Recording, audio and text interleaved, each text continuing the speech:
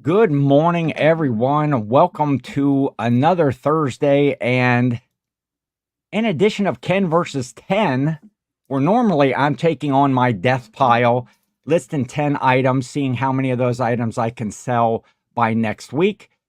But we have our special guest back this week, Keith from Vintage Sports Flips. How you doing, Keith? Good, Ken. Thank you. Thanks for having me Good, again. good, good. We are doing a recap show. Last week on the show, we listed pennants, sports pennants, and non-sports pennants. We each listed 10 of them and showed them on the show. And so throughout the week, what we did is, as we would sell some of those pennants, we would do an Instagram post and show people, what we had sold and kind of jab back and forth at one another about, who was winning, who was losing. And so we're not going to spoil that right at the moment. And of who actually won. If you weren't following along on the Instagram, you'll find out those results here. But first up in the chat, good morning, AZ Cat Sue. Good morning, Sue. Good to see you. And so how was your week overall with sales or whatever? Yeah, in general, pretty good week. I mean, I know sales are down generally for a lot of people. Mine have been decent though still. And I just because I think consistent listing, I try to keep that up every day. Yeah. And that's a key, I think.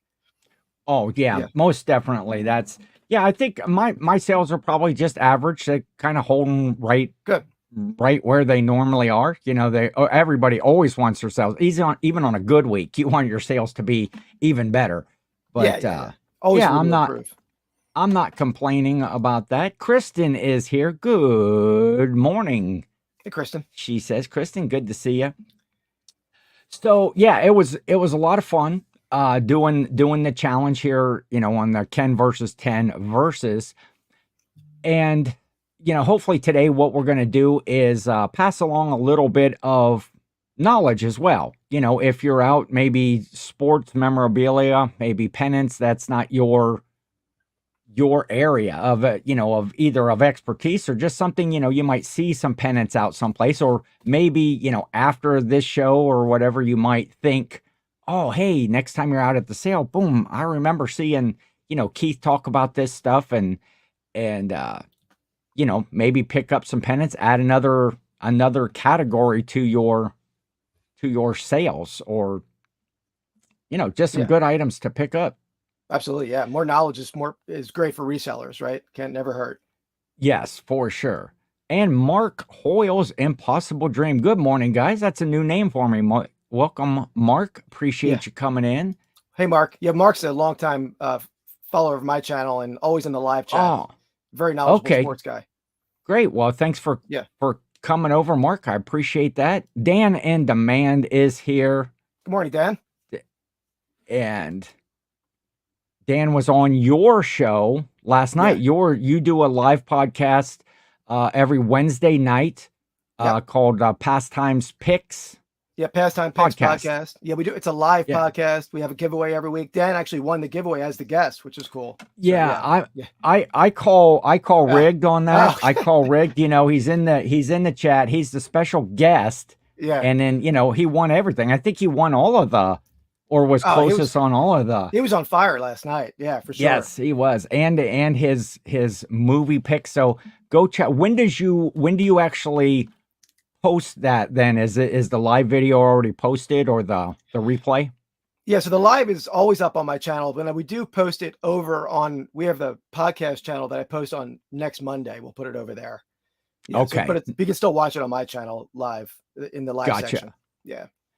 And then the Pastimes Picks, and everybody saying hi. That's what I love about the chat, is everybody just saying how, clean sweep from Dan there. Yeah. And then you also did a draft as well, where you were drafting the best comedy movies.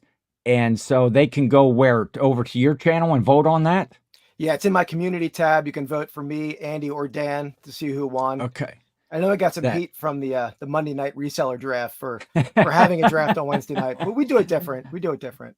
yeah, it was funny too that it was kind of almost the same sort of a topic as well as Oh doing, yeah, the movies and stuff. But yeah, those guys are funny. They're on shout out to Paul Philly Flipper and Ray Nashville Flippers. They alternate channels each week. Last week it was on Paul's channel. Next week it'll be on Nashville Flippers, their draft. And it's always a fun time on Monday nights to watch them yeah, absolutely.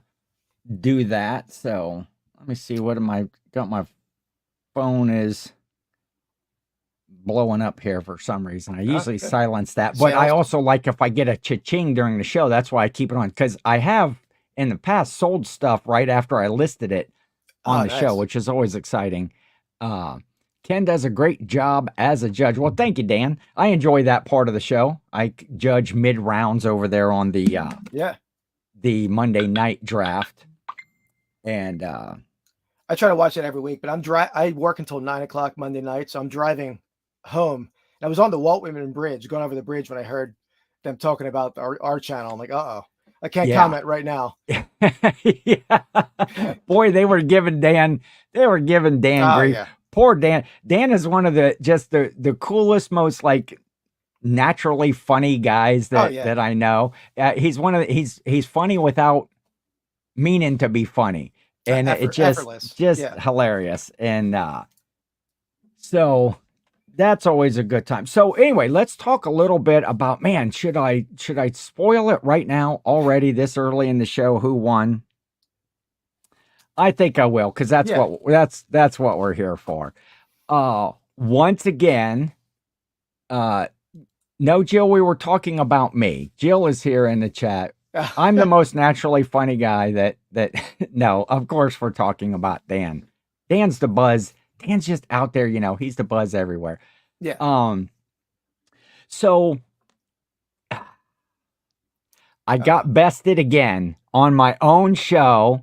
Congratulations Thank you. to Thank you, Ken. Keith Vintage Sports Flips.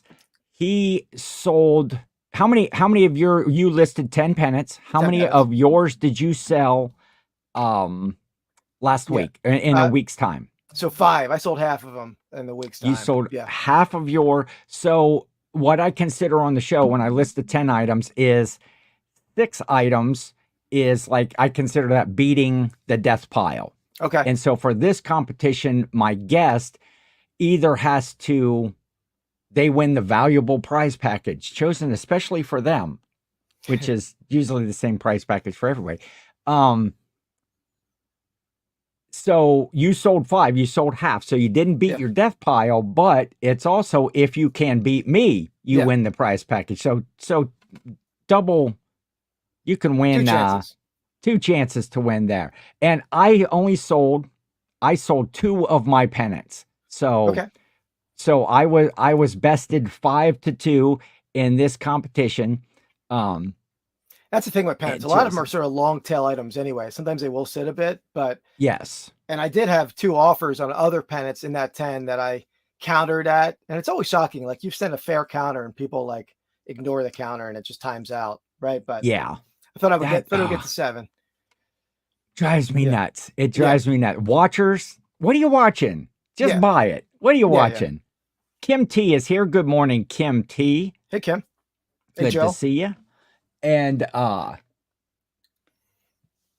man, I'm gonna run through my drink here like real quick this morning. But what I wanted to say about that though is, for those of you that might pass on some pennants out there when you're looking around, hopefully some information on the show, and the fact that we listed 20 pennants between the 2 of us, and we sold 7 of those pennants within 1 week, which is a pretty decent sell-through rate as far as I'm concerned. It's about a 35% sell-through rate on listing those. Now, if you take, contrastly, you look at that on Keith's end, he sold 50%. He sold 5 of those listed pennants in just 1 week.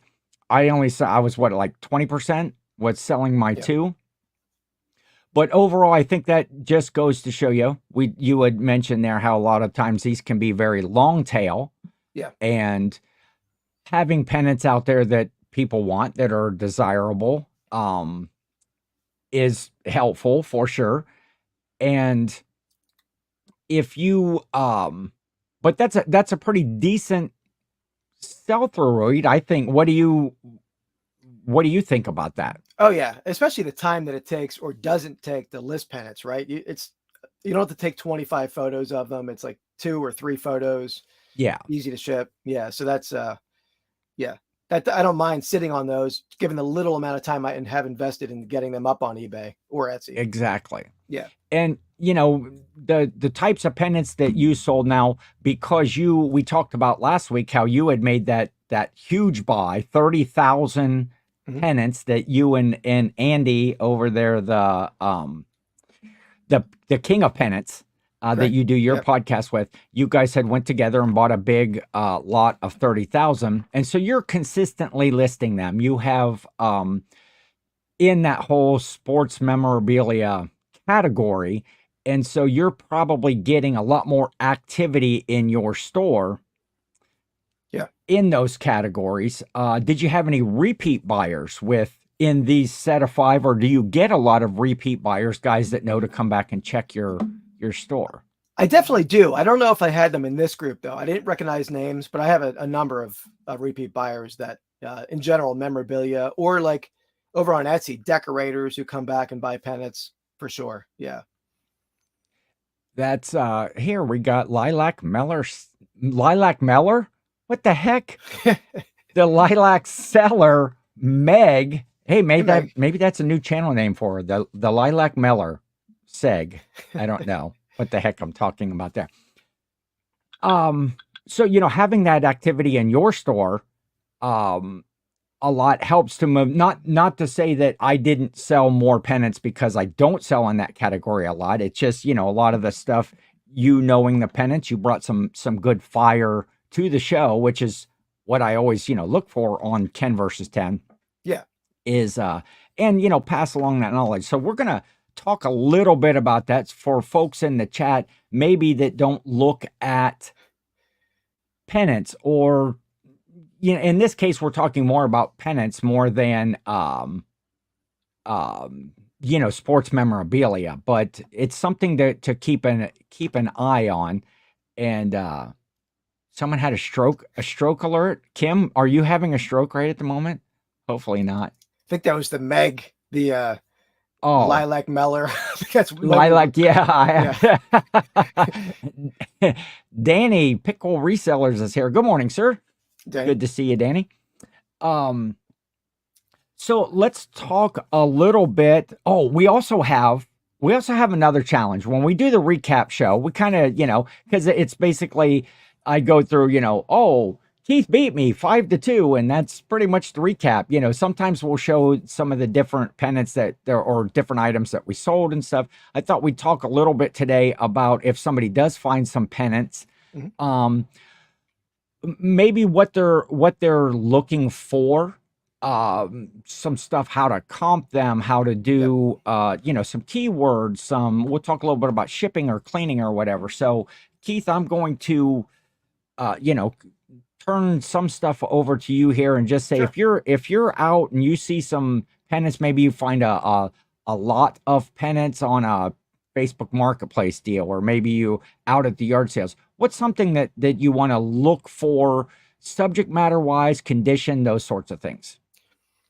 Okay. Yeah. So first, I don't really see condition having a huge impact on pennants. I mean, a lot of the Okay. vintage softer felt, I mean, they might have some felt loss. They might have some tack holes. I mean, I occasionally have people like complain about condition after the fact, but that's very rare. Because you can show condition pretty easily, and Yes. they're usually going to have some flaws. I wouldn't not buy them for that reason, unless they're Okay. tattered with moth holes. That's a different story. Gotcha. As far as like things I look for, and I sell probably equal amount of non-sport pennants as sport pennants. I think Okay. that 30,000 had about 2/3 non-sport, 1/3 sport. So we sell a lot Oh, of that as really? well. Yeah. Okay. But it's in the non-sport, it's all about like just interesting if it's something that catches your eye, if it has an animal theme, a Yeah. beach theme, amusement parks, clowns, anything that's you can imagine somebody like to hang up on their wall or their kid's wall. That stuff something I would pick up. And then sports, you never go wrong with sports as well. Yes. Certain teams are better than others, and that's always that always helps too. Are there certain sports that you find that move better? A baseball, a football, yeah, something like that. Definitely baseball and football are going to be the king of pennants. To Yeah. still in his name for a second. I mean, hockey. You don't find as early as of hockey and basketball stuff. I mean, 70s is probably the earliest you'll find for some of that. With some Okay. rare exceptions. Yeah. So, but yeah, football, baseball, especially when you get into the 40s and before, that stuff can bring very good money. That's yeah, because that's when we both had a mix then when we listed of sports and non-sports related. Of the 5 that you sold, again, usually I would throw those up. Of those 5 that you sold, were they more sports related or more non-sports related? I think it was 3 and 2. One was college, so whether it's just I would call it a sport. So including that one, 3 sports, 2 non-sports. Okay. Yeah. And what was the highest selling one that you sold over the week? I think it was a minor league Phillies team, the Helena Phillies, like a short-lived franchise. That one sold for $135. Nice. Yeah. Very cool. Very cool. I think my highest one was of the 2 that I sold was Boston Red Sox division championship the year they won the World Series. I forget what year it was. I think it was and it sold for it sold for $50. I had taken a best offer. I think I had it at $54.99 and sold it for $50. So I was happy with that. Yeah, and with that. Definitely. Mike is here. He's running on the elliptical right now. Go Snow. What's up, Snow? Who is guest on your show next week. Absolutely. Yeah, looking forward to that. Horror movies. Yes. So check out the past. Those links should still be down in the description, I believe, for Keith's channel. Thank you. To go check that out. And Jill saying hello. So we talked about if you're out, the condition really, unless it's really tattered and worn and holes and something, condition doesn't matter as far, or it does matter some, but I think everybody understands what you mean.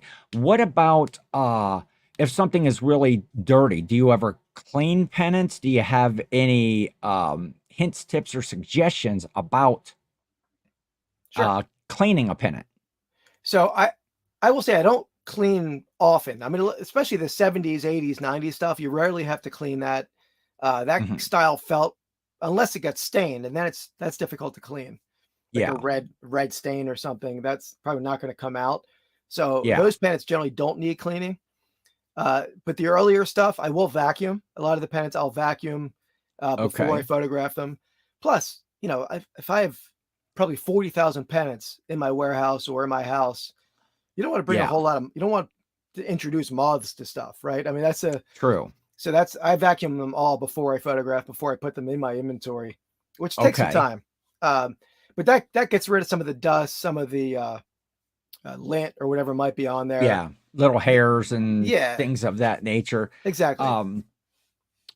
I had just brought a couple of things. Usually when I have the pennants, and I don't do a lot of them, when I find them, I'll pick them up and list them and stuff. But just something as simple as a lint roller, run it across there. And like say you vacuum them. Are you actually using an electric vac, like a handheld vacuum or something for that? Yeah, I have our regular household vacuum that my wife bought a new one. I took that one to my garage and I just used the suction tool. The hose. The hose. And I do use lint rollers or just painter's tape. I'll use that too to do some spot fuzz removal, I guess. Yeah. So that's a good tool. And then I also have this little brush. Yeah. It's kind of like it's the bristles are rigid, but they're still soft. I use this a lot when I'm cleaning hats and things like that to brush them down. Plus, I'll just kind of lightly brush across the pennant, and that helps kind of revive those fibers a little bit. Mhm. I think, just kind of gives it a good fresh look, helps scrape off any of that dust that maybe, that might be ground in a little bit. And that the lint roller, or usually hit it with the brush first and then lint roll it. That's smart. Any Yeah. other than, of course, you always got to be mindful, of the graphics. A lot of these things, if it's an older pennant, depending on how it was produced, you want to be sure not to scrape off any images or whatever. Yeah, But don't get too that aggressive. sort of brush is nice. Anything that you see wrong with that? No. I use something like process. that too. And the other thing I'll use at times, occasionally you'll find some like 70s era pennants that have like a lot of like fuzz raising off the pennant where it's sort of fraying a bit. I'll use Yeah. the clothing shavers. I forget what they're called. I'll use that and just run that. Yep, there we go. Yeah, I use that a lot too. That's a useful tool for Like pennants. one of these. Yeah. Yep. I do that a lot on clothing and stuff that might have that picking or that pilling Yep. that happens, and you can freshen that up a little bit. And so yeah, that's a good tool for reselling all the way around, just to have for not just pennants, but Absolutely, yeah. Hats, clothes, sweatshirts. Yep. here, maybe I'll do the little phone call. There you go. I bet that's super annoying to everybody. So okay, so we went to a yard sale or flea market or something like that, and we found some pennants, and we brought it. We addressed like the condition of them. I came home and we brushed them up and we cleaned them up a little bit, and maybe something before you would even do that. What sort of tips do you have for comping things? Because there's a lot of times I couldn't find a number of the pennants that I had. Oh yeah. Same for me. Yeah. What are you thinking there? Yeah. So there are like 2 of my 10 I could not find comps on, which, as I said last week, that makes pricing them trickier, but it's a good thing, right? If you can't find it, it's Yes. rare. Now that's always part of the game. True. You try to find something comparable, maybe something similar, or to be honest, sometimes I just make up a price. Yeah, that happens at times when exactly. it's so rare. But Yeah. in general, I use 3 things to comp. One, obviously, what everybody uses, eBay comps, Yes. both sold listings, and then I go back and look. If it's a pennant that there might be 4 others listed, then I also do active listings. You don't want to be like $20 above the current listing, Yes. right? So Yes. so I do both active and sold, and then worth points very, very valuable for resellers when you're dealing with stuff that you don't see much. Yeah. And a lot of this stuff is not going to be in eBay's 60-day window where it's going to sit on eBay. Exactly. So, yeah. Yes.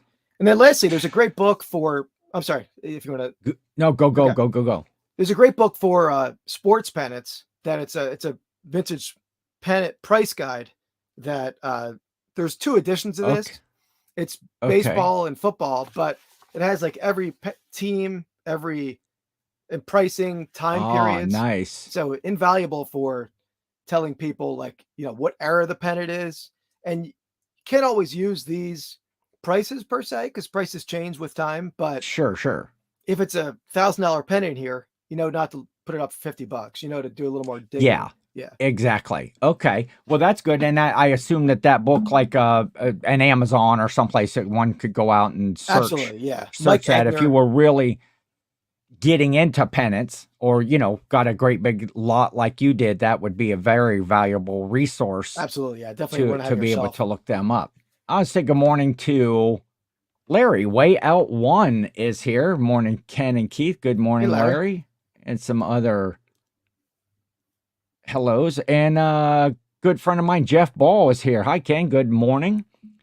Jeff is a local reseller in kind of my area, and do some dealings with him and such. Yeah, nice to network. And he sells a lot of everything, but he also has a booth at like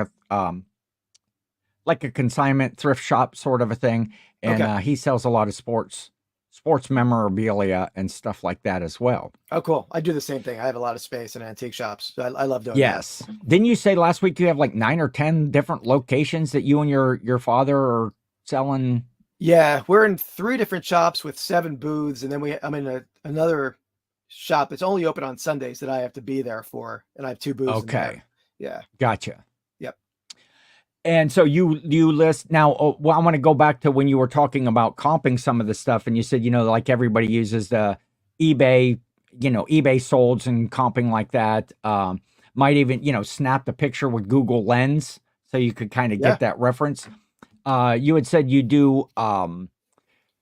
You kind of list these a combination of both eBay and Etsy. You sell a lot of these pennants on Etsy as well. Is that correct? Absolutely, yeah. Yeah, probably Yeah. 50/50 as far as where I sell them. Really? Yep. That is interesting. Now does I've never done Etsy. Does Etsy have a like a sold comp sort of thing that you can look up values of No, no, previously sold? yeah, I think once it's sold on Etsy, it's like gone. You really can't. It doesn't show up in Worth Point to my knowledge, and it's like I know I have a lot of people send me messages on Etsy like, "What did this sell for?" Because they're trying to sell something themselves, and they have to send me a Yeah. message to ask. So yeah, it Yeah. doesn't really have a sold comp Now over there. are you helpful or do you just say, "Hey, I had to do the work. Yeah, Don't be lazy." it really depends on how they approach me. 'Cause sometimes you get the messages where they're barely even hello. We're like, how much Yeah. was it? So yeah, if somebody's polite and they're asking for help and they're another reseller, I'm happy to help. Sure. Yeah, Yeah.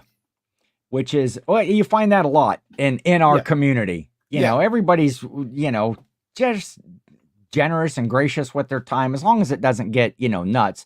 There yeah, are a lot of when you watch all the Facebook groups and people put up a picture, how much would you sell this for? It's like usually the response are, did you Google Lens it? yeah, Did you do the sold comps? Did yeah, you do the it's like once I've exhausted all of my efforts, the normal things, sometimes you just can't find something.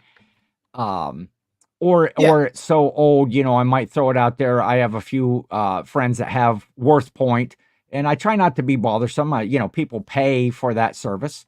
But if you do have somebody that has Worth Point, and every now and then they'll help you out if you really can't find something. And I only do that on stuff that I feel might have some value to it. yeah. Um, which everything I buy I think it has value to it, and I'm always disappointed when I think it's going to be a $300 item, and it's like, oh, those sell for $15. It's like, Yeah. I help. those items that you take a chance on. Yeah, I help out people like that too. I know Go Snow. He sends me messages occasionally, and I help him on Worth Point. So yeah, Yeah, it's nice to help each other out that way. yeah, definitely. Um, so we're looking up the values. We're deciding a price range where we want to be with that based on current solds or Worth Point or whatever. And now you're going to list your pennants. You had talked about photographing. What Mhm. 2, 3, 4 photos? What are you usually? What's your photo strategy for pennants? Sure. So first, I for a 29, like a regular standard 29-inch pennant, or even like some of the 17 and up inch pennants, I Yeah. take 3 photos: a full length, a close up of the graphic on the left side, and then a close up of the tip. Because a lot of Okay. pennant collectors, they want that tip to be pointy. They don't want like a cut edge or like a Okay. blunted tip. The tip is important to them. So always show the tip. Yeah. Not just the tip though. You want the whole thing, but you just want to show the tip. So yeah, those are the 3 photos, and occasionally I'll do a 4th photo of the back if there's a Okay. flaw, or if there's like a maker's tag. I'll show that. Okay. Yeah, All right. So you're getting away a lot of times with just 3 to 4 photos, correct. which definitely makes listing much quicker. Yep. And I assume you probably go in and click, pennant after pennant after Yeah, you can pennant, go and through a just pile quick. get a big. Jill is saying, "Oh boy," and I know that she's because I'm childish. I'm childish and I'm immature, Keith. All right. Yeah, just yeah. I was Yeah, playing off you of the can't. reseller locker room. They have their membership level, just the tip. So, Yeah, it's um, okay. and I do use Um, a photo room as well. The one thing though is I usually use a nice red background, but I will use photo room now to give it a better look. But okay. what is tough on photo room with pennants is that if you try to like put it in like a scene on a beach, or it always wants to Yeah. put the pennant on a pole or somebody holding it. It always makes it an awkward photo. Oh, I don't know okay. why Photo Room does Oh, that. yeah, Yeah. sometimes on those photo room edits too, you'll have have an item. Um, like the other day I was working with, I have this big inflatable pin the tail on the donkey. Okay. And because it's so big, it's like gets a lot of the background. So a photo room, that background out. And then I thought, oh, let's add this into an interesting thing. Well, it either makes they put this big item on a tabletop, it makes it look like it's, this big, or it's way too big. It's, I have to get a little bit better at the Yeah. photo room. But yeah, using photo room, if you're just going to take out that background, or something to either get a nice stark white background, or Yep. you say a lot of times you'll use a red background in your Well, listings. I had a big piece of red velvet. I would always photograph on top of that. But Okay. now I'll just either white or black, or I'd use a color that's going to complement well, stand out nice. Yeah. Okay. And I saw Meg had a Okay. question too regarding a measuring tape, which is a great question. Great question. I generally don't do that. I'm sort of a perfectionist with my photos, and I don't like the ruler. It's I find it takes Yeah. away from the pennant, but it's smart though, because then even though I put it in the listing and the title, often you're still saving people who don't read the description from asking Yeah. you questions, right? So Which is, I don't know, yeah, 95% of the buyers that don't read at all, even though it says, 29-inch full-size pennant in yeah, the listing. yeah, Yeah, good question though. Now that's, also an extra photo and, yeah. a little bit more time to stretch that out there if you're trying to go through a bunch of them. I think that if most people that are probably looking and buying pennants or whatever, they're going to realize, they're going to know it's a 30-inch or whatever. I assume too that pennant folks aren't what do I want to say? If you say this a full size, 30-inch pennant or whatever, or 29 inches, and they're Yep. not going to ding you because it's 28 and a half, or it's, Yeah. 29 and 3/4. So yeah, I think it's probably, but Meg, that's a excellent question. It was. And if you were ever in doubt, put it on there, put the tape Yeah. measure on there, hit it, add it as a photo. For sure. You can never have too many, at least later on, if somebody comes back for some silly reason, is, oh, this is supposed to be a 30-inch and it's 29 and 3/4 and you lied. Yeah. And it's like, well, there it is. The one thing I will say though to Meg is that every pennant I photograph, that's a lot of travel pennants are not 29 inches. A lot of them are a little smaller. Every Yeah. pennant I photograph, I take a picture of the ruler on top of it for when I list it. Then I have that photo to say, oh, it's 23 inches. Then I delete it. Okay. So yeah, And then, yeah. So yeah, Dan, you're not parting out a lot of tassels there. When in doubt, part it out on pennants. Yeah. Okay, so we found some pennants. We comped them. We looked up some values for them. We decided, hey, we are going to list this one. We cleaned it a little bit. When you are going to list them, are there any kind of standard across the board keywords that you would use in a listing that help attract that search? If somebody's searching, or get that a little bit higher up in the search results. Yeah, so I generally start all my listings with vintage. I mean, almost everything I sell is vintage. So vintage, and then as far as things I include and don't include, I never really put felt, because that's a word that I don't think a lot of people are searching for. If I have extra room, I put it, but I always throw early, old, maybe antique if it's a really old pennant in my title, because I know for personally when I'm searching, I'll search antique pennant or vintage Eagles pennant or something for my own searches. So Gotcha. yeah, I usually those four like age terms: vintage, early, old, antique, if I have space. Vintage, early, old, and okay. Yep. And then I mean the measurement, I'd like to include that if I have space for that in the title. I'm not gonna not people aren't searching 29 inches, so Yeah. it doesn't have to be there if it doesn't fit. And then Yeah. like if it's a travel pennant, often the selling point to the pennant is the graphic, like the mascot. Yes. If it's a Canadian pennant with a beaver, you might have people collect beaver stuff, right? So always Yeah, put beaver in the exactly. title, or beach scene or bathing beauty. I put a lot for like beach pennants. Okay. Yeah. Okay. So, yeah, that's good. I like that early old antique, the vintage stuff. Yeah, I'm always going to put that vintage, but some of those other keywords, if you're not doing this regularly, again, if you're just finding them out at a yard sale randomly, 3 or 4 pennants, that's, definitely helpful. And, when you copy, if you're doing, you find that pennant, you're doing a sell similar, sometimes people might use that word, Yeah. or if they don't, it does help make your listing stand out, Absolutely. Yeah. over theirs, or is a little bit more descriptive. So I like that. Um, See, Dan and had a then, question there too. yeah, you can cut letters out and sell Yeah. them, anonymous letters. Yeah. It's what is the oldest pennant you have found or sold? So I sold an 1896 Princeton pennant in the past. It was an very large, like silk kind of pennant. Yeah.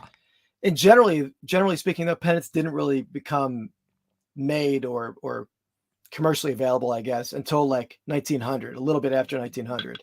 But I've Okay. sold some 19th century pennants.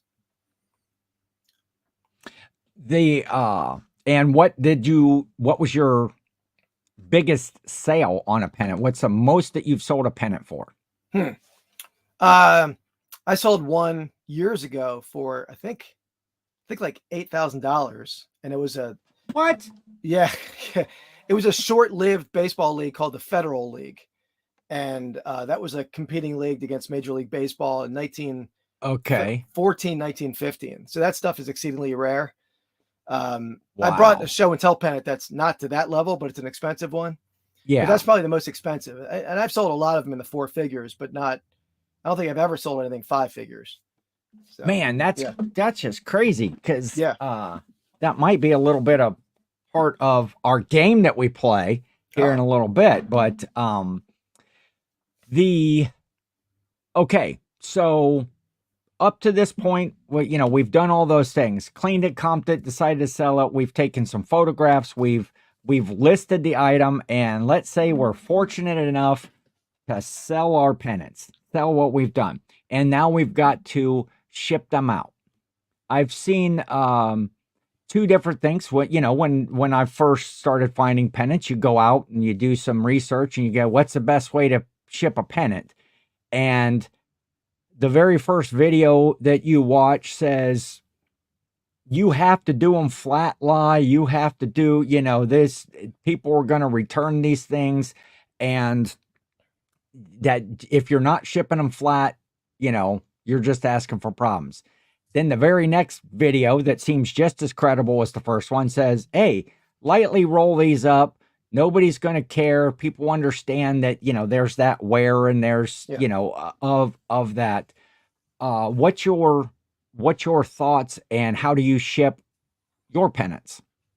Yeah, that's an excellent question because I get that question a lot from other resellers, and I have a couple of videos on my channel that go into the different ways I do it. But I would say 98% of the pennants I sell, I ship lightly rolled in a 12 by 6 by 6 box. Uh, Okay. there are some exceptions which I'll get to, but there's also I dealt with a lot of like long-term pennant collectors, and for a lot of those people for years they wanted everything shipped flat. Okay. Even those people have changed over recently to like understanding that it's cost prohibitive to ship them flat these days. Yes. Yes. And if they're buying from someone they know who knows how to ship them, they're going to Yeah. arrive safe when they're lightly rolled. Uh, Gotcha. the ones I don't are pennants. Sometimes I'll ship pennants, and I'll show this pennant a little later in like a plastic sleeve. Those pennants, Ah. if they're like $200, $300, $400 pennants, I often will still ship them flat if any kind of Yeah. rigidity to them. And I ship between two 1095 boxes, one cut down a little bit to fit, blow up against the edge of the other, with another Okay. piece of cardboard inside to provide some stability. Gotcha. And there's some rare pennants That's from the 70s that are so rigid you can't roll them. You don't okay. see them very often, but Yeah. You have to ship And them you'd flat. have to say, Dan had as that one pennant that you said that was did you just find that out in the wild, or was that something you special bought from a No, dealer, or? no, that was actually that was an eBay buy in a pennant lot. It was just an old antique lot of pennants, and I spotted it in there, and it was an auction too. This is the early days of eBay where I had to wait Okay. the 7 days and Yeah. manually snipe at the end. So yeah, wasn't Manually, cheap, it's like, but I knew knew it was a good one. remember back in the day, they had those auto sniper Yeah, programs and stuff like that. You could schedule it to be, I think they're oh, still in the out there. last I don't three use them that well. seconds, Yeah, of course, auctions kind of are not as prevalent as they used to be yeah. on eBay for sure. Let's see what you had that pennant, that like plastic thing. Yeah. Let's talk about that if you were ready to do that. Yeah, absolutely. So I have two pennants that I brought as like a show and tell. This one is from my Yeah. collection. So this is a 1944 Philadelphia Eagles roster pennant. You can see it has all the players Okay. of the 44 roster. This is one of the more desirable Eagles pennants there is. I've sold Okay. this is one of my collection, but I've sold this pennant a few times. But for people who want to display pennants, you can buy these on Amazon. These are plastic pennant sleeves, but I'll use those 3M like adhesive Yeah. guys, and just you pop it right on the wall, and they have I Okay. have like probably 100 pennants on my wall next door here. Well, So yeah, that's pretty cool. I've never seen anything like that. And of course, one of the things, I think we had talked a little bit last week, some of the pennants that I had, people had used that like that blue tacky stuff, Yeah. to pin them up on the wall, not in that protective kind of sleeve. And so now you got that sticky residue fun on the tack. back of them. Yeah, the fun tack stuff. Yeah, it's hard to get And off so for sure. I love that. So what would you value this pennant right here This at? pennant sells in the, I would say, $500 to $1,000 range for this one. Okay. It's one of the more desirable ones. Probably not the most valuable, but pretty close. Yeah. Yeah. Who is the most notable player on that roster? Probably Van Buren. I think he was sold. Let's see, Steve Van Buren. Yeah. So he was their running back, Hall of Fame running back. Oh, yeah. One of the best ever. Yeah. I thought maybe it was Martin Van Buren, president of the United States. Yeah. Maybe a relation. I don't know. Yeah. And you had a let's do your show and tell though. Yeah. So the other one is probably the one more expensive pennant that I have currently in my inventory. So this is a Red Sox World Champions pennant. And this pennant dates to when Babe Ruth was on the Red Sox. I think this is 1915. 1915 Boston Red Sox. Okay. Oversized. This is like a 36-inch pennant. Gotcha. This pennant was a very interesting pick. And this is right prior to when I started filming my YouTube channel. Uh-huh. I got an email through my website from a priest. And somebody had came in and donated a big like chest of pennants to them. Okay. And I went to the church rectory and I looked at the pennants and we worked out a deal. They weren't cheap, and I didn't want to like lowball a priest, right? I paid fair on them. Yeah, that's a good call. Good call. I paid fair on them, but this is a very rare pennant though. And again, you don't find many Babe Ruth, Boston Red Sox era stuff out there. So yeah. That would have been a cool video at picking a church, right? I wish I was filming at that point. Yes. Oh, it would have for sure. Yeah. Yeah, that's to have. So the priest had called you because he knew that you worked in pennants, or how did you? Yeah. Well, I have a website. I have a website that I don't really keep active as much. It's still up, but it's called antiquesportshop.com. Okay. So I would sell pennants and antique equipment on there, and I haven't updated it in years. So a lot of the stuff on there that says it's available, it's not. But still, people reach out to me to sell, and I buy collections through it. And that's how they found me on that website, and then sent me a message. Yeah. Gotcha. That's interesting. Jill says, I think you would have to pay a penance if you lowball a priest. Yeah. I want to get to a game here part, but okay. I also wanted to show, I had just done this one when we were talking about the shipping. This would be when I ship my pennants. I do that as well, and I just kind of did a little bit of a sample. Nice. I ship mine a lot, depending on the whatever how thick or how loosely I have to roll it in a 12 by 4 by 4 box. Yeah. Because those are the ones that I had. And it worked out well. And I will use like a pool noodle. Take a pool noodle, Yeah. can lightly wrap that around there, take a little bit of, just like a plastic roll Shrink wrap. or whatever, sometimes some bubble wrap or whatever around there. And then I cut this pool noodle to fit, exactly in the 12-inch of the box. So there's not going to be any play.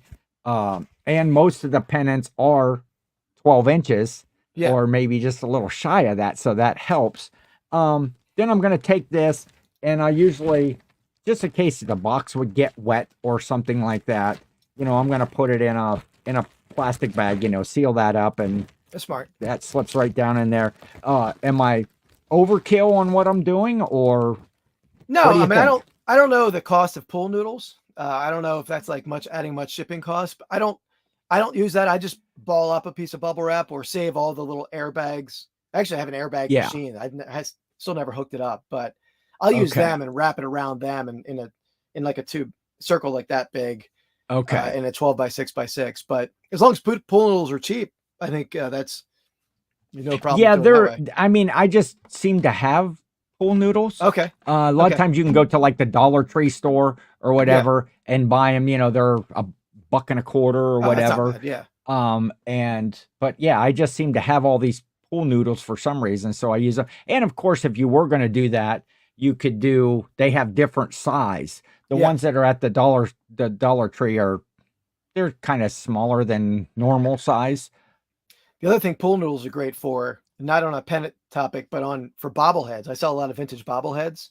Okay. You cut like a little slim piece of that off and put it around the head, around the neck, so the head doesn't bang into the body. That's a great pool noodle. Yeah, I do that a lot. So this was a piece that I had off of the one. They also work great for if you're like shipping golf clubs and stuff, depending on the size of box, you can just take and cut that up through there, and then you can put that right around the grip of it. Sometimes I put them around the head, and it helps keep that club from moving around a lot in that box. And this foam is very lightweight. You're not adding a bunch of weight to the box. Yeah. Very cool. Yeah, Mark is loving that. He's a Boston Red guy. Sox pennant. Yeah. And then the pool noodles, $1.25 at the dollar store, which is always interesting. Yeah. Oh, now the dollar stores have like their dollar plus row or whatever. It's like, okay, whatever. Anyway, okay, we found pennants. We comped them. We cleaned them up. We prepared them. We listed them. We sold some. We shipped them out. Yay, we got money for our investment. What else am I missing that you would pass along to somebody that may just be out at a sale now that they've seen this show and go, oh wait, these guys were talking about pennants. Maybe I should look at what's a good hint, tip, or suggestion you want to pass along about that? I mean, I think a big thing is really just to give them a shot. I mean, because generally, if you find them in a flea market or yard sale, I mean, they're probably the cheapest thing on the table for people, right? They don't value them at all. And next to the glass, and you have a pennant there for $1 or a quarter. I know you said you paid a quarter or 50 cents for a bunch, and you get I don't sell any pennant really for under, at least a regular, like a bigger pennant, under like $20. So you're going to get $1 into $20 pretty routinely. Yes, for sure. So for sure. Yeah. And cheap to ship. As we showed there in our thing, in our 20 that we listed, we have about a 35% kind of sell. I know that's not true numbers or whatever. You sold 50% of yours. You sold half in 1 week, 5 years, and I was about 20%. But anytime I can list anything and sell it within a week, if you take that, we listed 10 each, and we kind of take that as a lot. But if you take them as an individual, that one pennant or two, or in your case 5, that's sold in a week. And anytime I can list something that goes in a week, I'm all for that. So You can definitely buy lots of pennants. I mean, like groups of pennants inexpensively. And I buy them almost every one of my videos. I'm buying a group of pennants. And to my wife's dismay, she's like, don't you realize you have a warehouse of thousands of them? I'm like, Yeah. it's a problem. You got Why a do you problem. need more? Yeah, yeah. I hear that a lot. The so any other knowledge you want to impart along before I get to a little, we're almost even an hour into this before I get Oh, wow. to the game here. I think we covered a lot of ground. I might, if anything comes back to me, I'll Okay. jump in with it. Yeah, But because I think it's, you know, it's an interesting topic. Usually I don't do like one whole topic, but yeah, because I had those pennants, you know, it's an area that you're specialize in. Really, I did the show and I invited Keith just to hang out with Keith because yeah, he's a cool dude. And you know, we cross paths in all the chats and stuff yeah, like that. And you know, been following his channel, and he checks in here, and it's like, yeah, and working through my death pile, one of the next things that were up or going through those older listings is like, well, I have these pennants and I have more pennants to list.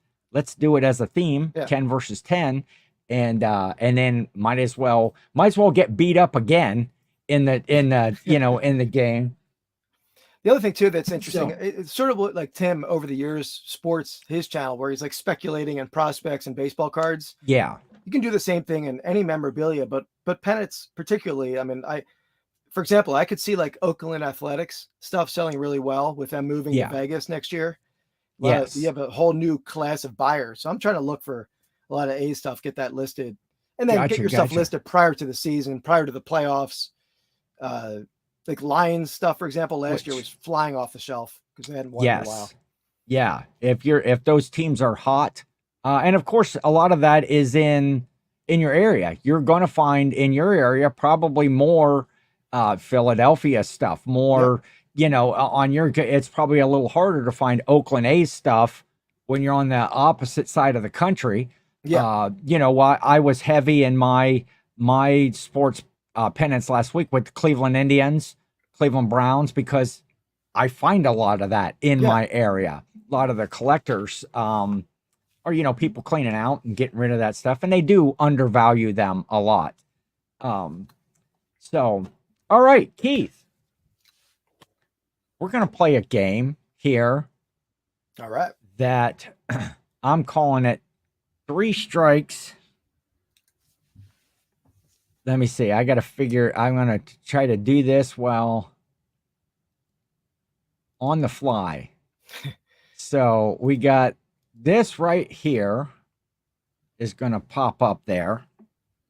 So what I have, can you see Keith there running around the bases in his Got the star-ups. Yeah. uniform? Yeah, that's so I'm going to remove that at the moment. So basically there's potential of 7 questions. You're either going to make it all the way around the bases by getting a correct answer. Oh, cool. Okay. Get back to home plate, or 3 strikes and you're out. Now, I don't think that you're going to have much trouble with this. Maybe we'll see. I don't operate under pressure well. We'll see. Some of the questions are about 2 topics that are one topic that's near and dear to you, sports memorabilia, sports related stuff. And the other questions about things that are near and dear to me, which is me. There's questions about about me and stuff that I do. So I wanted to try to make this fair so that I wasn't just like asking questions. So I have the questions written down and they're numbered 1 through 7 on these pieces of paper. And so I will let you pick a question number, and I will read that and we'll see how you do. Okay. And this is just for, you've already won the valuable prize package, which is the coveted 10 versus 10 golden trophy, the headshot, the sticker pack, the Mr. Bill My plush dog's gonna right like, my there. dog's gonna like that one. Absolutely. You're going to give it to your dogs? Oh, I'm sorry. Yeah. And the Kraft mac and cheese, which Awesome. is the cheesiest. It's pure comfort inside and out. At least that's what the back of the box says. Yeah. So, Keith, yes, Uh, coveted. yeah. Coveted Yeah. I'm gonna are flaunt that those. trophy on the podcast next week since I lost our pennant challenge this week. Oh yeah, I seen Andy. He had his own crown and Yeah. everything going on. I was already on Amazon this morning looking for my own crown, but we'll see. Just run over to Burger King. I don't know if they still give those out for the little probably kids. Buy a Happy Meal. Yeah. Or not a Happy, whatever they call it at Burger King. So question 1 through 6. What would you? I'll start with number. I'll go with number 4. Start with number 4. Number 4. Okay. Some of these. So this is question 4. Okay. This is. I think I have some stuff to go along with it. Okay. You got to listen to the wording here. Okay. What is the most valuable baseball card? The most valuable, the one that has sold for the most. Okay. You said you had a visual. You said you had something else. Is there a visual? Well, yeah, no. Go. Okay. You can answer it now because and then I'll show. Okay. I'm going to go with the T206 Honus Wagner card. The T206 Honus Wagner card.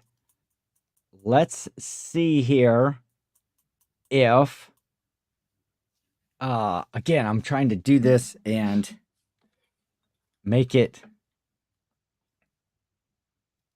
And I'm not a card guy per se. I'm a memorabilia guy, but I know that for a long time that was Wayne Gretzky bought that card years ago, and it was yes. So the share this screen. Strike. Was it a mantle? 1 to Keith is the 52 tops. The 1952 tops Mickey Mantle. Mickey Mantle card number 331. It sold in 2022. Anybody in the chat want to guess what that card sold for? Oh, Bama Jaybird. Josh is here. Good morning, Josh. Good to see you. What's up, guys? I've been busy this morning. Almost missed the whole live. So 9.5. Wow, yeah, on the grading. Dan says 2 million on that. It actually sold in 2022 for $12.6 million. Wow. For a 9.5 graded. That's incredible. Again, for a card that old to be graded that high, somebody, that's just been stowed away in an attic or a box or whatever for all that time. And okay. There's a cool video of that buy. I think it said the Alan Rosenfein, where he went to a house and bought like boxes of 52 tops, and there was a number of those mantles in that find. So there's I saw that on YouTube before. I didn't realize that it surpassed the Wagner, but I know I saw Brandon 540 Flips. He's a card guy, so I'm sure he's embarrassed for me. Yeah, it just we're not getting that one right. Yeah. Well, just my next guess. Remember that answer. Okay. So, question. Hey, there's 540 Flips is here. What's up, fellas? Good morning. Good to see you. Good to see you. I knew I jumped in value, but I couldn't. Oh, I should put it up on there and not just read it. I knew it had jumped in value, but couldn't remember the number. Yes. Okay, pick another one. Let's see how you do. Question 2. You got everything but number 4. I'll go number 5. Number 5. Off to a bad start, but hopefully I can turn it around. Okay. Question number 5. Oh, okay. This one does have a visual component to it. Okay. So I went out on eBay Okay. And I just searched pennants. Okay. And I looked up the pennants. I got the listing. I went to the solds and I clicked on what the highest selling pennant currently would be, or not listed. This is sold currently on eBay. So that goes back, what, 90 days or whatever, the sold comps. And this is a 1918 Boston Red Sox World Series champion pennant with 1918 on it, vintage, rare. Here's a kind of a photo of the graphic. Looks pretty good. Here's a full pennant, which is very similar. Yeah, almost the exact graphic, just no date on mine. To what you have right there. So, Keith, what I'll give you, I know you do on your show a lot. You do like a 10%, right? Give or take on a guess, right? A give or take. And I would have to math this out. So we'll just see where you're at with your guess. You might be right on. This is we're looking. Tough. I didn't see this sale. Do you want to let the chat? Let's let the chat guess along. Yeah. If the chat wants to guess a little bit here, maybe give Josh some hint. Now, no going out and Googling this or I'm going to show my eBay. hand, so I'm not typing. Not for you. I mean the chat. Don't go out and Google it and then put the price in there because it'd be easy to find. But if you want to guess, so the 1918 Boston Red Sox World Series champions. Now, let me ask you this.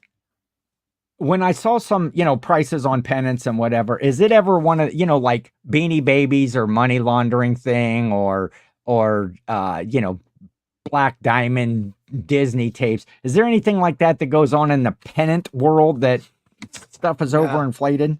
I don't think so. I've never seen anything like that. No. The interesting thing is this like a buy it now or an auction. I'm sure it doesn't say that in the sold, right? Unless it was just like a random number. Yeah. So that's because I know what I have mine listed at. I'm assuming this one sold for under it. Okay. And 1918 is a little bit later. I think Ruth was already. I forget when Ruth was traded. It might be 19. So it's. I don't have a clue. Let's see. That was one from a Rosenfine. Kept it in a safe. Dan it wants to know if it's oversized. I'm not sure. If it is, dang, that's tough because Sox fans pay up for stuff. Yeah. You don't want me to guess, but Dan says $850. Mark is at $4,000. Jill says $849 and $851, just so she can, be on either side of Dan. Yeah. And it almost feels like low at $3,200. So what is your official guess, Keith? I'm gonna go higher than some of those numbers, but lower than others. I'm gonna go 1850. 1850 on mine. 1850. Yeah. 1,850, obviously. Yeah. With the eBay comps or whatever, the sold comps, it sold on December the 29th of 2023. I think that was for $4,500 plus $85 shipping. And that looks like a buy it now too. It looks like, because that's a pretty round number. Okay. Yeah. Mine's a deal out there. Yeah, I have mine for 3,000. So mine's a deal for someone.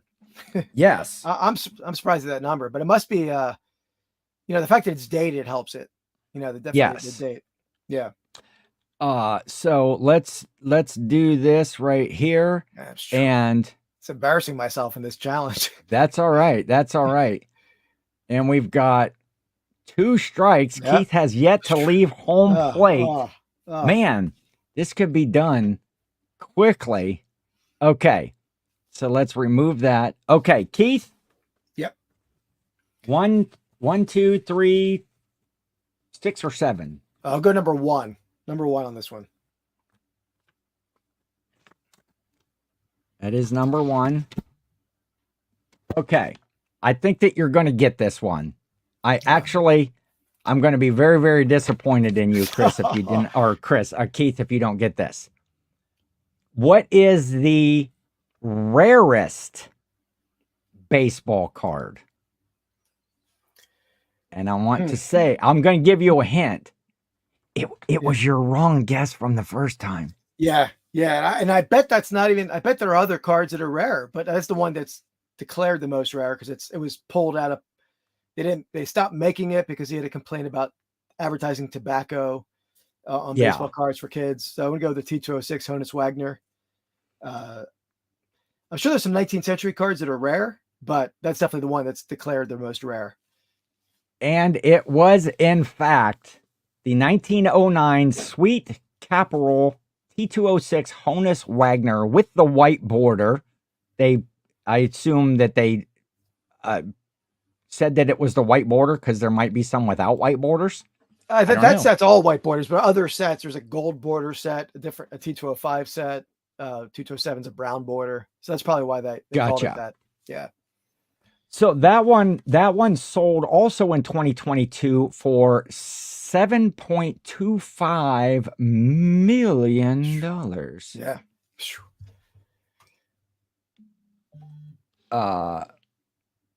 There's others much rarer. I Yeah. think on this list that I was looking at, the most expensive or whatever, and they say it's one of the rarest, but Yeah, I guess generally most of the time people think, oh yeah, that Honus Wagner card was so okay, wait, let's try to do this quickly, Ken.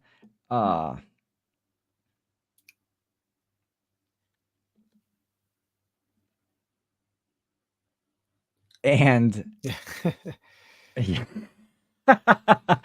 I wish I could have done this in real time. But we've got Keith has made it to first base. He's over there. Okay, he's on the board. He's got to get 3 more right before he misses strikes out. I'm not feeling confident, but we'll give it a shot. We'll see. Okay, so you've got 2, 3, 6, or 7. I'll go 6. Okay. 6. Let's see if this is going to be a tough one or not. Oh, you may or may not know this. Okay. I think it's something that we brought up last week on the show. I'm doing this Ken versus 10. Yeah. Yes, I'm versing you. And my track record is not very good.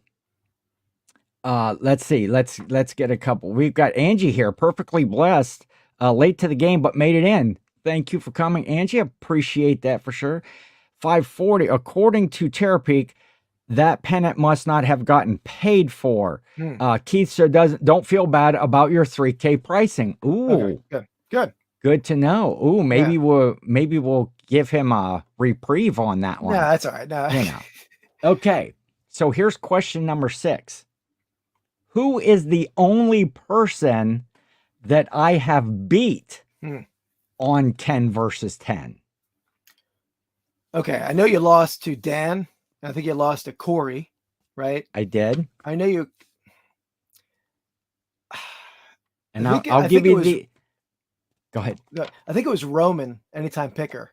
I know that was discussed. I don't know if that was a loss or a win, but I think you had beat Roman. Am I So I have. Oh, come on, Ken. I wish I could have done this graphic a little better. We're just going to do... Oh, wait. I don't think your head is going to be in there if I do that. I'm figuring it out. Here we go. Let's stop the screen. Pre-sort or present, share screen. And Keith has made it to second base. All right. Roman... Anytime picker, not to dig on Roman. We had a fun challenge that week. I love Roman. And there, look, showing up in the chat when you're talking about winners right there. He's available anytime. There you go. That was your hint. He's available anytime. Anytime I didn't pick picker. up on that hint. Yeah. So Chris Cajun is also, I've taken Chris on twice in the challenge. Oh, cool. I did see one of them. We did it because we tied the first time. Oh, wow. And I couldn't go with the tie. So we had the rematch. And I tell you what, in the rematch, I got pummeled. Chris, absolutely. He brought the fire and he pummeled me.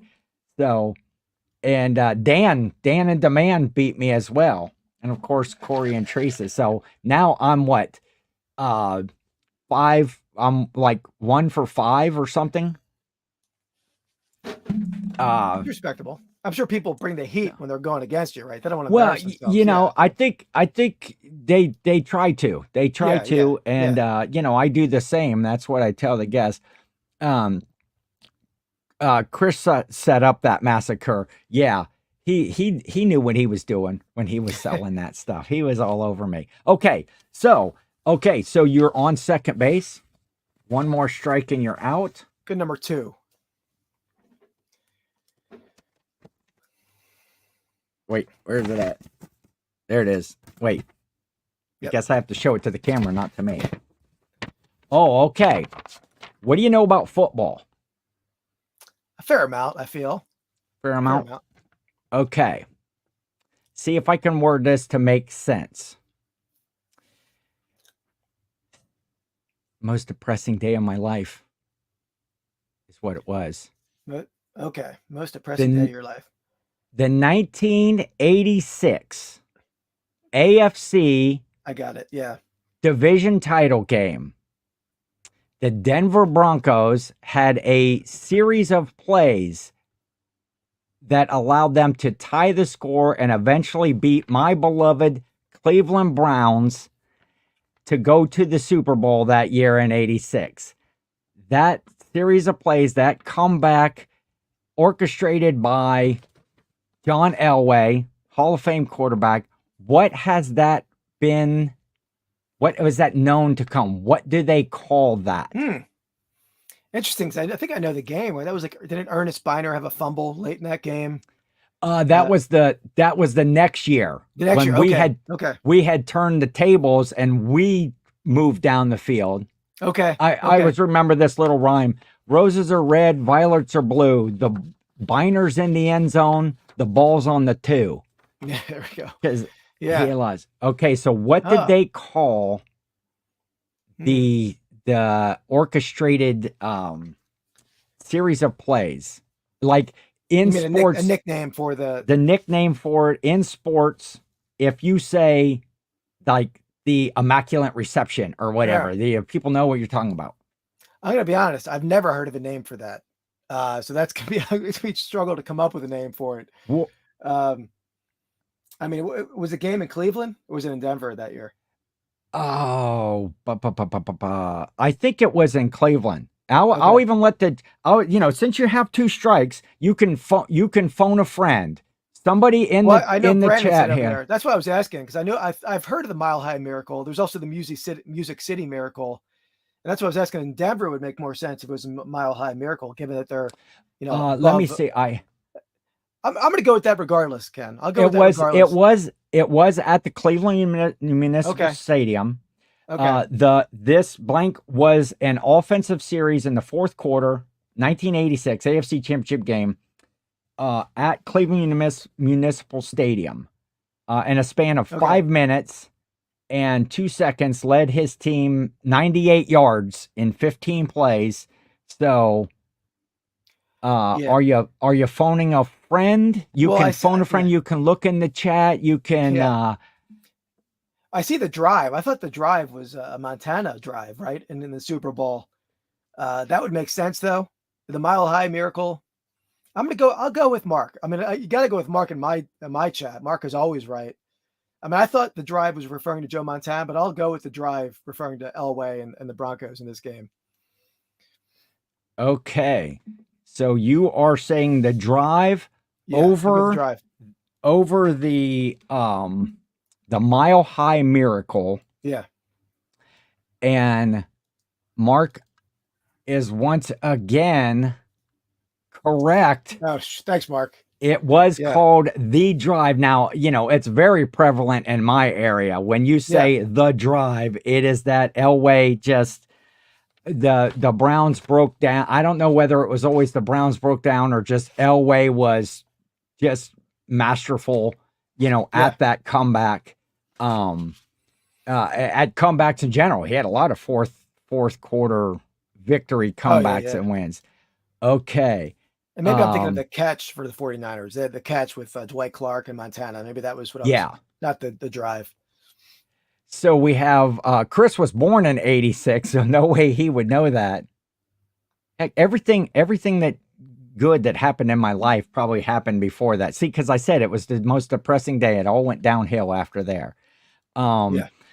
I'm a Ravens fan. I knew there was a Mile High Miracle. That's the Jacoby Jones catch versus the Broncos. Okay, makes sense. Okay, there we go. See, we're getting knowledge from everywhere. Yeah. Okay. So, wait, what? That was question number 2. Okay, so you have 2 strikes. You're on third. We're going full count, World Series, Game 7. Here comes the pitch. Okay. I'll go with the touchdown. I'm going number 7. I'm going to go with 7. Number 7. Not a baseball reference, but. Oh, right. This is going, I can tell already, this is going to be a tough one. Uh-oh. I like a challenge. Maybe.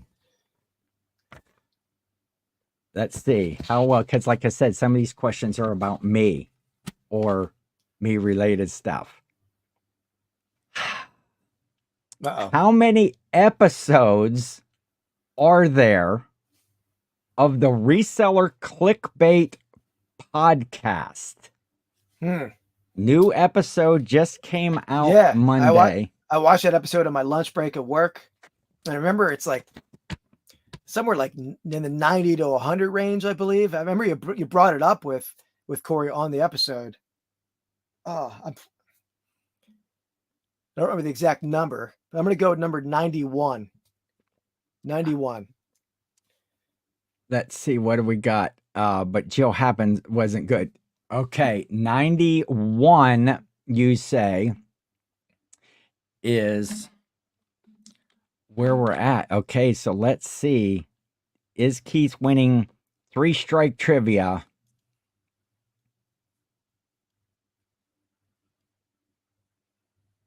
He is not. He is stranded on it was 90. There are 90 episodes. And I guess I should have said it wouldn't have made a difference. You were close enough. Like regular episodes. We did some lives. We did the holiday live tours and stuff like that. So there's technically over 100 episodes. But you know, regular number. I knew it was in the 90s, but I knew I couldn't remember the exact one. Regular episodes. So let's see. I'm gonna put I like this graphic though of just we're just gonna put I didn't do it right. Stop the screen. I gotta do this. Ken, you're a knucklehead. There we go. Present, share screen. Sorry, this is so cumbersome. I just like to see big giant Keith right in the middle of there, but 3 strikes. I'll give you a chance to redeem yourself, to sacrifice fly. Ken, check your messages.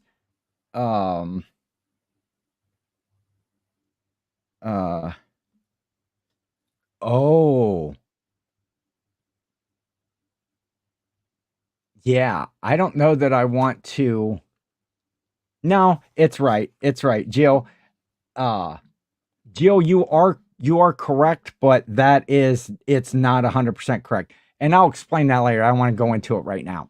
Okay. But the official count is 90 at the moment. But here you go. You can bunt, sacrifice, fly, whatever. This was question number 3. If you see my name down there, Ken SSKPromo, Mr. Bill, the DOG. What does DOG stand for? Oh, no. I heard you say this too. I've heard it. And bonus, if you could tell me where the reference came from. Oh, I know you've said it all. I've heard it a lot on your episodes. And then we'll go to the chat. Yeah, we'll go to the chat here as well. Corey knows. That's not a surprise. Corey knows. Corey knows. I know that Jill knows. When I first saw it, I always thought it was like the original. Here we go. Oh, Delusions of Grandeur. All right, that was a good. I was going with the original Gangster, right? I thought it was. Oh, yeah, Yeah, the OG. Yeah, yeah. Delusions Okay, of Delusions of Grandeur. Grandeur. All I right. suffer from delusions of grandeur because I think everything, is about me and, all these meetups. And that's why I do these silly headshots when I go to Yeah, these meetups. And because makes sense. everybody's there to see me, especially if you're going to the Nashville meetup. Here, how about that for a segue and a pitch? The Nashville reseller meetup in the end of April. Yeah, looks like a fun time. So the DOG is Delusions of Grandeur, which where did I kind of get that reference from? Do you know at all? No, I don't. I mean, I know the term, and as far as the psychological term, Yeah, but I've never. It's like a movie reference. I don't it know. is a movie reference, Okay. yes. And we'll see if anybody in the chat Yeah, I don't know knows, it. and then we'll wrap this one up for the day. That was I enjoyed making the little graphics for that thing. I wish I could have done it real time and moved the strikes up and move you around the bases and stuff. It's awesome. Yeah. But I usually like on a 10 versus 10 on the recap show, play some sort of a game, a trivia, a question, or something. Why would everyone not want to meet you? I know, Josh. Exactly. Yeah. That's what I'm saying. That thought runs through my head every day. Are you going to be at their get together? And was that in August, right? In 127. I know the Nashville is in April. Yeah, still up in the air right now. If I'm going to make it down there, we did 127 a couple of years ago. Went down to Crossville. That was like the Trash to Cash guys had a meetup, and then the next year, Chris, Old School Picker, and started doing the meetup down there. And there's a lot of things that go on right that at that time. 127 also runs through Ohio, so I can hit a ton of sales here and not have to drive 8 or 9 hours. But it's still a cool meetup with a lot of cool people. The locker room guys are part of it, along with Caleb and Josh, and it's going to be a really, really cool event. Jamie is here. Jamie Shears, hello, Jamie. Good to see you. Corey and I have no comment. Looking forward to meeting you and Jill in Nashville. Yes, Angie, for sure. Okay, so Delusions of Grandeur came from Star Wars. Star Wars, I think it was The Return of the Jedi. It's after Han Solo had been frozen in carbonite when they are you a Star Wars fan? Yeah, the original ones. I don't watch the not modern ones really, but the original ones. When they unfroze him out of the carbonite, and he's there with Chewbacca, and he's like, Chewbacca's explaining what's going on. He's like, Luke can't even take care of himself. And he's like, man, I'm out for a little bit, and I wake up and everyone's having delusions of grandeur. And I just always like that reference. And so that, that came about on the podcast that, I'm having delusions of grandeur because I think everybody comes to these meetups for me. But very fun. Fun show, Keith. Absolutely. Yeah, fun 2 shows. Definitely. Hopefully folks in the chat learned a little bit about Pennants, and maybe again, it's something, if it's not on your radar, to look for. I'm sure when you're at a sale, boom, immediately you're seeing Pennants, you're seeing sports memorabilia, and your eyes go to that. Hopefully there was some good information that folks can, basic stuff. There's a lot to, as in any category, there's a lot more that one can learn and one can know. But yeah, hopefully next time people will see them, they're not going to leave these pennants, because again, people don't value them that much. And I would imagine that after the sale is over, these things probably just get pitched in the trash because they've only got quarter, 50 cents, dollar on them, something like that anyway. What do you got? Any parting words? Anything that it's like, oh, I'm going to bring this up on the show that you want to bring up?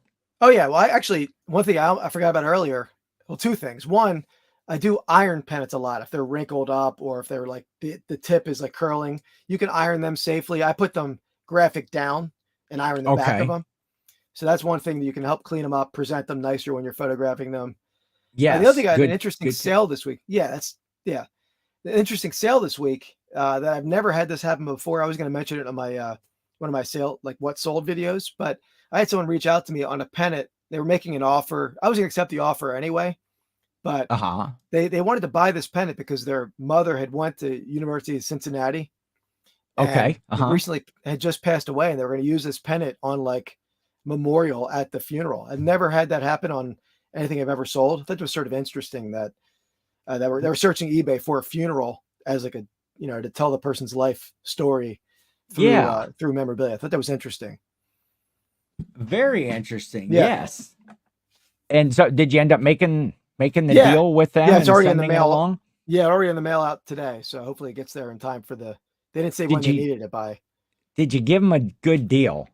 Yeah, Could you have rented it to them? I've rented stuff before, but not on eBay. And Uh-huh. I've rented stuff to like TV shows or Broadway theaters, and the NFL has rented some stuff from the NFL films. So I've Oh definitely done man, that. that But is yeah, now see that's cool. That's a whole nother aspect of the whole pennant game that's yeah, fun. yeah, it was very cool. I sold Ah, them. I rented them a football one time that they needed it the next day. They needed like in 8 hours. I FedExed it overnight, and they uh-huh. had that football. They filmed Peyton Manning and Bill Clinton having a catch with it. So super cool. And I got it back like a day later. So very cool. Oh man, Yeah. that is super cool. And so was that an item out of your personal collection or one that you like could you sell that for more of a value because you can show, hey, look, Peyton Manning and Bill Clinton were Yeah. having Yeah, you're right. It probably yeah, could have increased the price, but actually, it was an item I had sold to a friend of mine previously, okay. and they were looking for a certain type of ball. So I reached out to him. I got it quickly. So yeah, Okay. it was just a Okay. cool thing for him. Now they can say this ball, Bill Clinton was the last person to Yeah. touch it, right? Did they send along any like certificate of authenticity that had happened and that was the actual ball? No, but it was a unique ball. So I'm sure you could. It was like an early, like 19th century ball. They were just showing the history of football.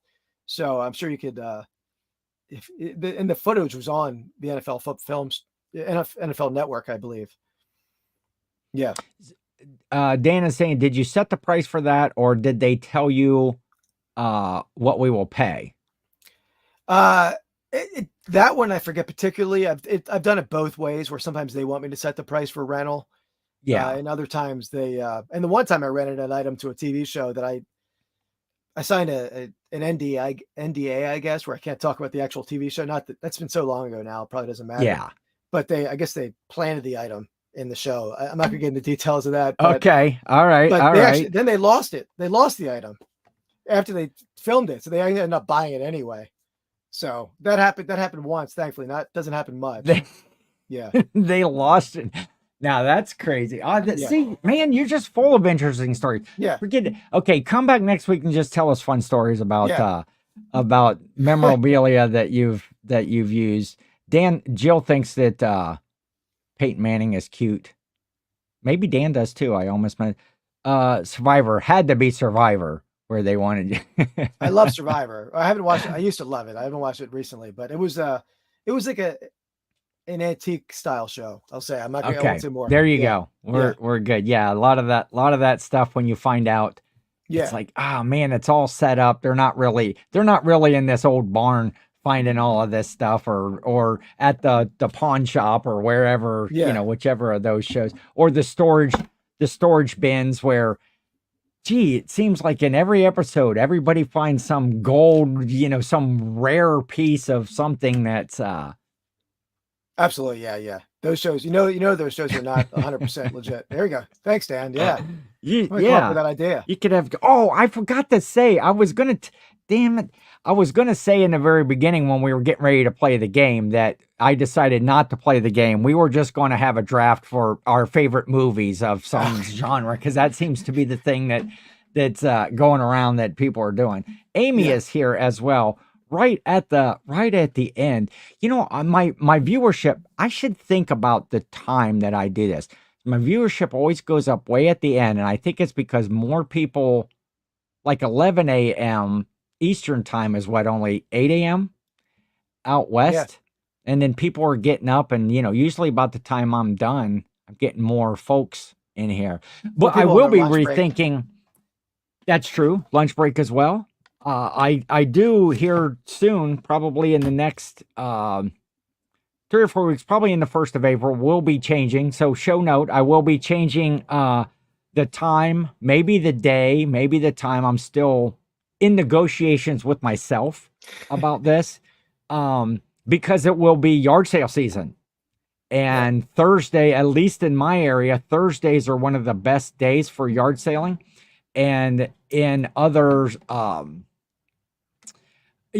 areas, maybe Thursday's not so good, but for me and a lot of my audience, they're going to want to be outsourcing during the time, and so do I during the time. So I'm gonna move the show time, maybe the day. Well, that's to be no macaroni, no macaroni. But next week, when I'm back to the solo show, I will be doing a review, a new macaroni review, and Amy, I'm also working on. I think it was Shanna. He's going to do some macaroni art, not for next show, but I'm working on a macaroni art project that then Oh, I'm wow. going to auction that off. Like a Fusilli Jerry. That was the Seinfeld one, right? The little Fusilli Jerry pasta statue. The pasta. Oh yeah. Yeah, Oh, yeah. see, that's what I should do. I should make one of me or Yeah. Mr. Bill or something like that. But yeah, I'll probably do that. Have a special project, and so yeah, next week or there will be a macaroni and cheese review. And now I'm just kind of rambling at this point. Keith, any parting words? What do you got coming up? Let me make you big on the screen. Sure. And just tell us, it's your go. Do what you want. All right. Thanks, Ken. Yeah, so guys want to check me out on my channel, Vintage Sport Flips. I do picking videos every Saturday. They come out at 1:00, where I pick at flea markets or yard sales or conventions, mainly looking for sports memorabilia, but I buy vintage clothing, general antiques. And I do try to educate a little in my videos, teach you things to look out for, how to ship things. And then on Monday, I typically have a what sold video that comes out at I think it comes out 5:30 at night, where I do try to cover a topic on that video as well. And then Wednesday nights, we have a live podcast on my channel. And then I have a separate channel for that podcast as well called Pastime Picks Podcast. But on the live, we draft a different topic each week, me and my buddy Andy. This week, last night, we had Dan and Amanda on.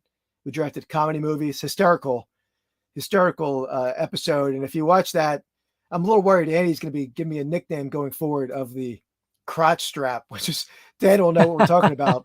I'm worried I have a future nickname because they were both cracking up at that. And then next week on the episode, next week at 8:00, we have Go Snow to draft horror movies. And I would tune in just to watch how much Snow's going to hate my picks. I know he's going to loathe my picks. So it's going to be entertaining. So yeah, that's it. Wednesday nights, 8:00. Very good. Yeah. And links for Keith are down in the description of this. Check out his channel. I may add a couple of other links that he had sent me. He does have some good videos about like shipping pennants and, stuff like that, more information about pennants. Check his Instagram. It's constantly updating, stuff that he lists every day, 10 to 12 items that is just this killer sports memorabilia, and very, very cool.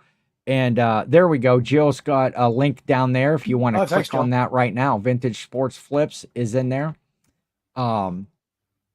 And so we're going to wrap this one up. Keith, awesome. I appreciate it. I appreciate doing a Ken versus 10 versus is usually, a 2-week commitment. And I appreciate you being able to show up here with me 2 weeks in a row, pass along such, valuable information. Again, I learned a ton just from asking you questions and being, here on the show, and some do's and don'ts maybe about pennants and other stuff. And pretty soon your prize package Awesome. will Look forward be to it. out to Yeah. you. And so everyone, have a great week, and we will see you next Thursday on 10 versus 10. Thanks, Ken. Thanks, everyone.